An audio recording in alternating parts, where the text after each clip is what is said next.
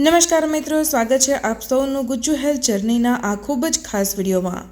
મિત્રો, તમે ઘેરા અને ઘટ લાલ રંગનું મોટું ભારે અને જમીનની અંદર ઉગતું મૂળવાળું શાકભાજી તો જોયું જ હશે।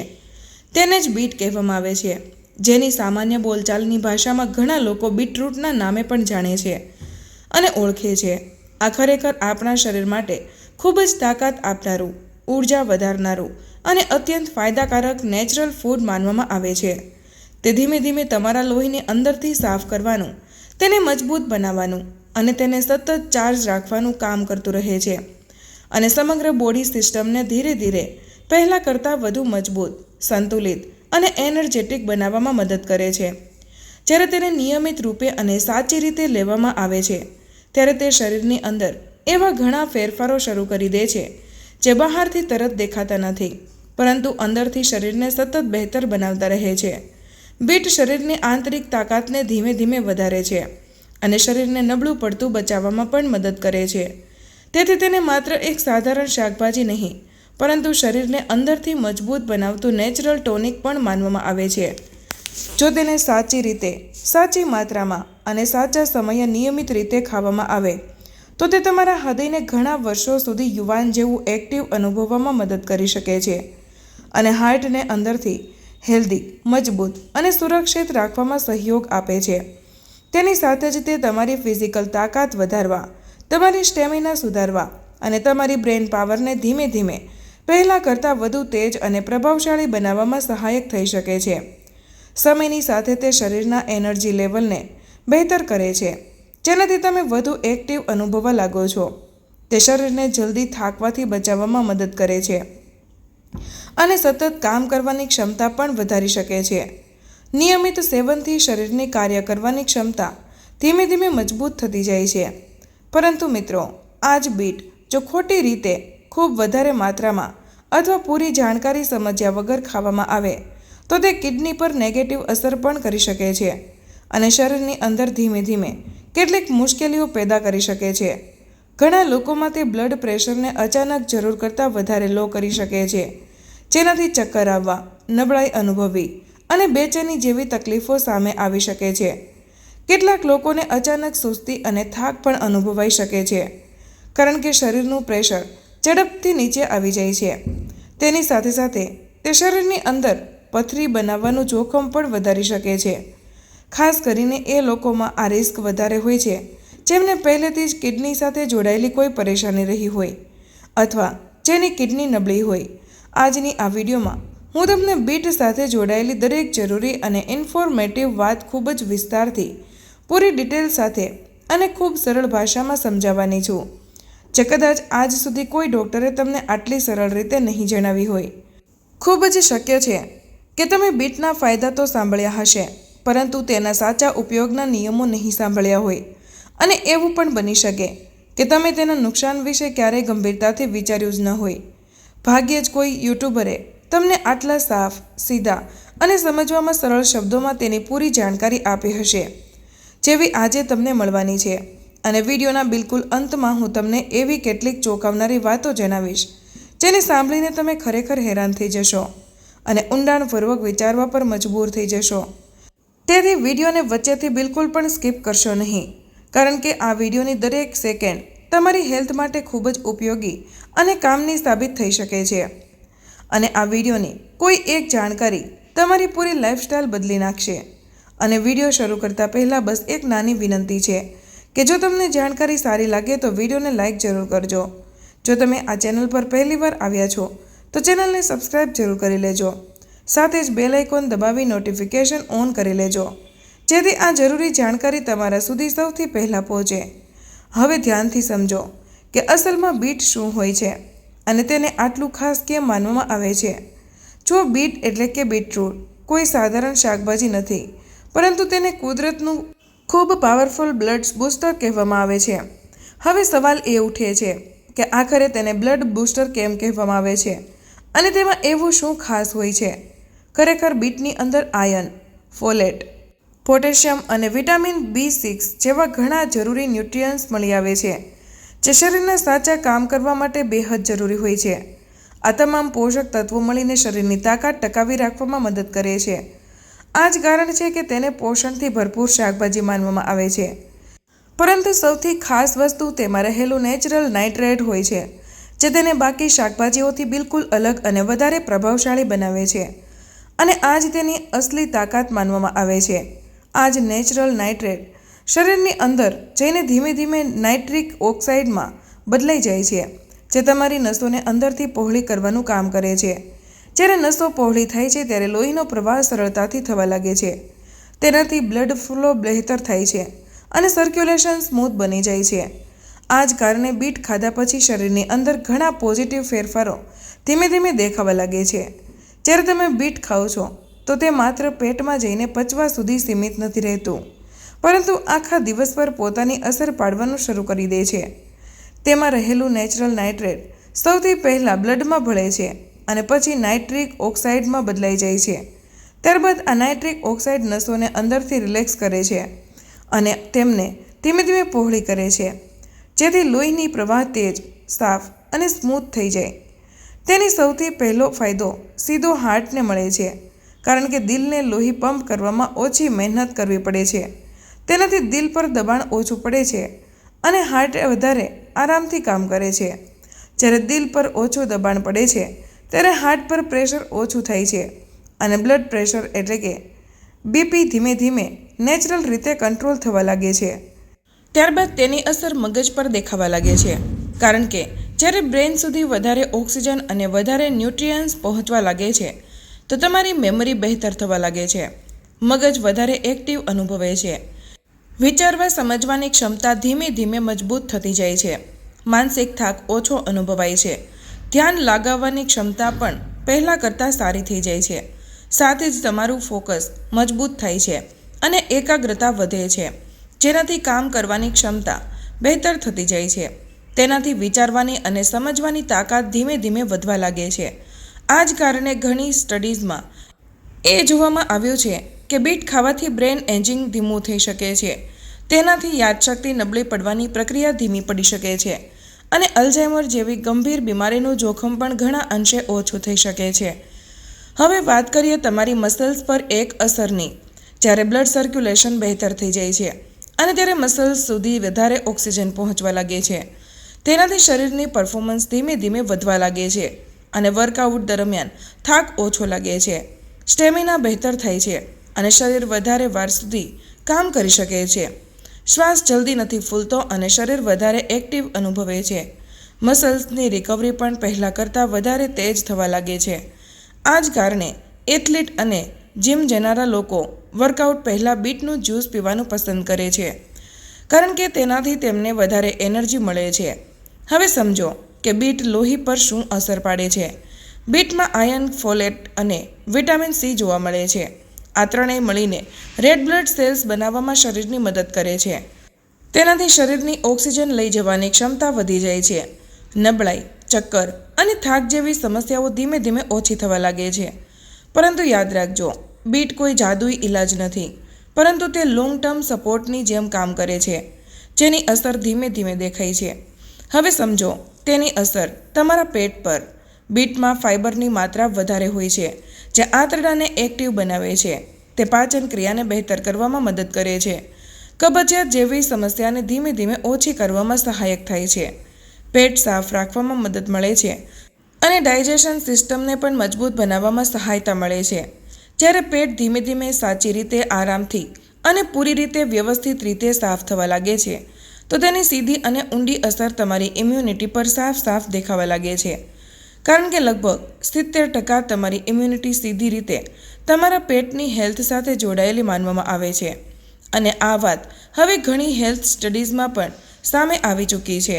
આ જ કારણે ડૉક્ટર્સ અને હેલ્થ એક્સપર્ટ્સ વારંવાર સમજાવે છે કે જો તમારું પેટ મજબૂત, સાફ અને પૂરી રીતે હેલ્ધી રહે છે તો તમારી ઇમ્યુનિટી પણ પોતાની મેળે સ્ટ્રોંગ બનેલી રહે છે અને શરીર નાની નાની બીમારીઓથી જાતે જ લડવાની ક્ષમતા જાળવી રાખે છે. જ્યારે પેટની પાચન શક્તિ સાચી રીતે કામ કરે છે તો શરીરનું આખું ઇન્ટરનલ બેલેન્સ બહેતર થવા લાગે છે. તેનાથી શરીરની સંરક્ષણ પ્રણાલી વધારે એક્ટિવ અને સજાગ થઈ જાય છે. આ જ કારણ છે કે પેટને શરીરની હેલ્થનો બેઝ માનવામાં આવે છે.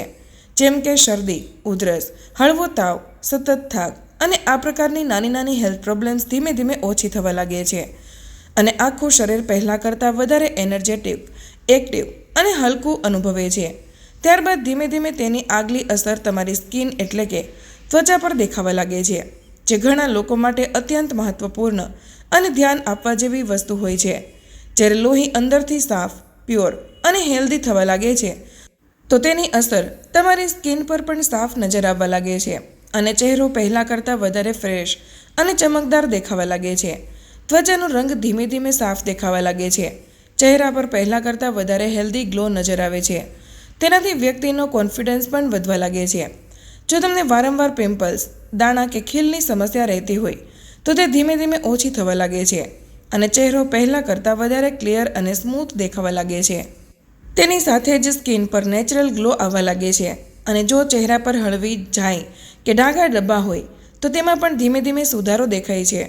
જો કે હું એવું બિલકુલ નથી કહી રહી કે ઝાંય પૂરી રીતે ગાયબ થઈ જશે કે સ્કિન પૂરી રીતે બદલાઈ જશે, પરંતુ ફરક જરૂર અનુભવાય છે અને સ્કિન પહેલાં કરતાં વધારે ફ્રેશ, બ્રાઇટ અને હેલ્ધી નજર આવવા લાગે છે. સમયની સાથે ત્વચાનું બંધારણ પણ બહેતર અનુભવાય છે.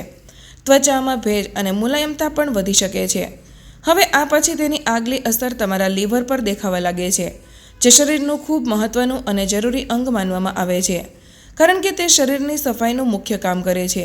બીટમાં રહેલા બેટા લેન્સ લીવરને અંદરથી ડિટોક્સ કરવામાં મદદ કરે છે અને ફેટી લીવર જેવી સમસ્યાના જોખમને ઓછું કરવામાં સપોર્ટ કરે છે. તેની સાથે જ તે લીવરની તાકાતને ધીમે ધીમે વધારવામાં મદદ કરે છે, જેનાથી લીવર વધારે બહેતર, વધારે એક્ટિવ અને વધારે પ્રભાવશાળી રીતે પોતાનું કામ કરવા લાગે છે. લીવર જ્યારે સાચું કામ કરે છે ત્યારે શરીરની સફાઈ પ્રક્રિયા બહેતર થાય છે. તેનાથી શરીરમાં જમા ટોક્સિન્સ ઓછા થવા લાગે છે. આ રીતે જો કુલ મળીને જોવામાં આવે તો બીટ માત્ર લોહી માટે જ નહીં, પરંતુ હૃદય, મગજ, મસલ્સ, પેટ, સ્કિન અને લીવર માટે પણ ખૂબ જ ફાયદાકારક અને અસરકારક કુદરતી ચીજ સાબિત થઈ શકે છે. હવે વાત કરીએ એ લોકોની જે પોતાનું વજન ઓછું કરવા માંગે છે અને ફિટ, એક્ટિવ અને હેલ્ધી રહેવા માંગે છે.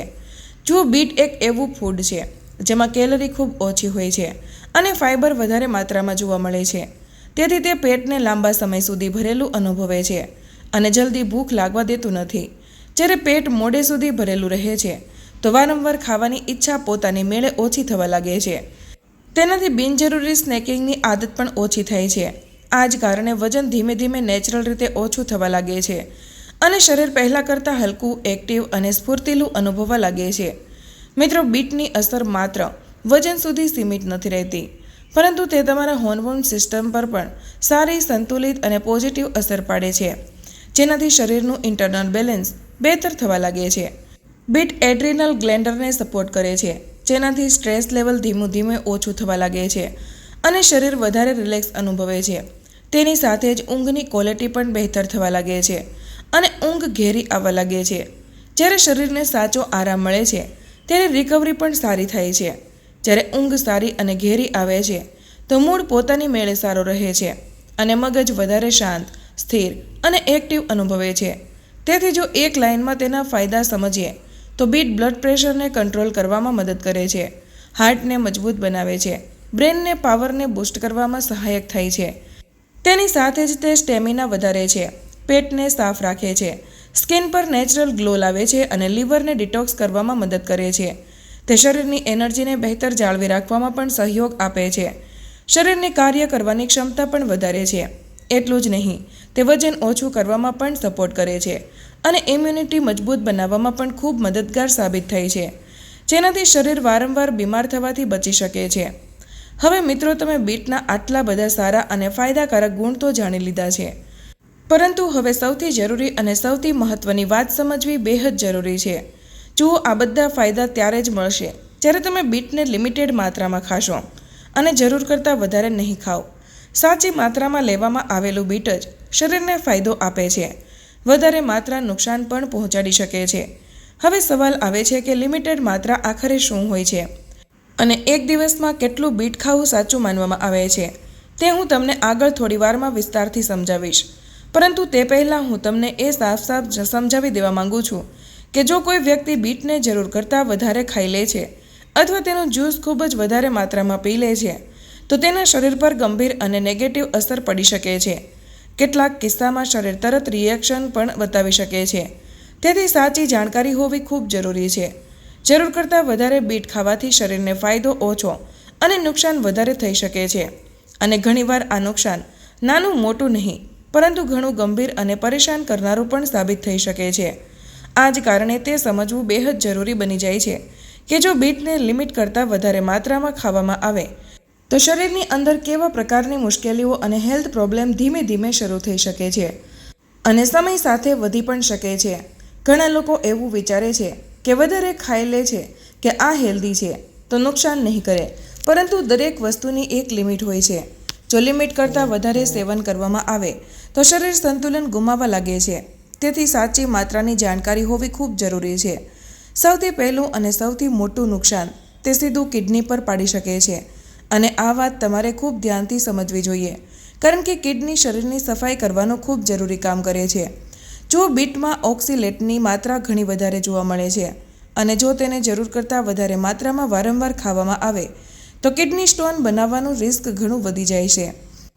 આ ઉપરાંત બીટ બ્લડ પ્રેશરને જરૂર કરતાં વધારે નીચે પાડી શકે છે, જે કેટલાક લોકો માટે ખતરનાક અને રિસ્કી સાબિત થઈ શકે છે. જે લોકો પહેલાંથી લો બીપીની સમસ્યાથી પરેશાન રહેતા હોય, જો તેઓ બીટ વધારે માત્રામાં ખાઈ લે છે તો તેનું બીપી અચાનક ઘણું નીચે જઈ શકે છે. તેનાથી શરીરનું સંતુલન બગડી શકે છે. તેનાથી તેમને જોરદાર ચક્કર આવી શકે છે. શરીરમાં ભારે નબળાઈ અનુભવાઈ શકે છે.